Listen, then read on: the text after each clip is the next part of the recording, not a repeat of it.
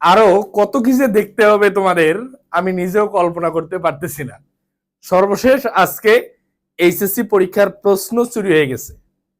এই প্রশ্ন চুরি হওয়ার নিউজ পার হওয়ার পর থেকে অনেক শিক্ষার্থী ভাই এত পরিমাণ মেসেজ দিচ্ছে যে ভাইয়া প্রশ্ন হারাচ্ছে বা পরবর্তী স্টেপ কি হতে পারে কি না হতে পারে।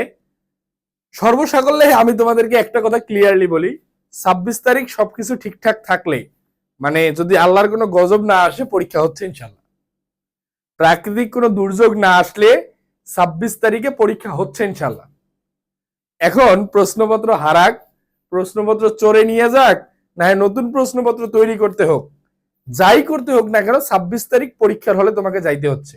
এইচএসসি 25 ব্যাচ ক্লিয়ারলি বলে দিচ্ছি ভাই, 26 তারিখ তুমি বড় কোনো প্রাকৃতিক দুর্যোগ না হলে তোমাকে পরীক্ষার হলে যাইতে হবে। সুতরাং পড়াশোনার কোনো বিকল্প নাই।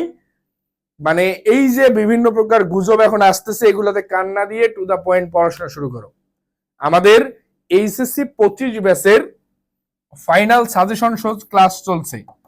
আমাদের এইচএসসি 25 ব্যাচের ফাইনাল সাজেশন শো ক্লাস চলছে। আজকেও 2টা ক্লাস হয়েছে। ফাইনাল সাজেশন শো এর মাধ্যমে আমরা একদম টু দা পয়েন্ট পড়ানোর চেষ্টা করতেছি, যতটুকু প্রয়োজন ততটুকুই। পরীক্ষার আগে আমরা বাংলা ইংরেজি আইসিটি রিভিশন করিয়ে দেব ইনশাল্লাহ।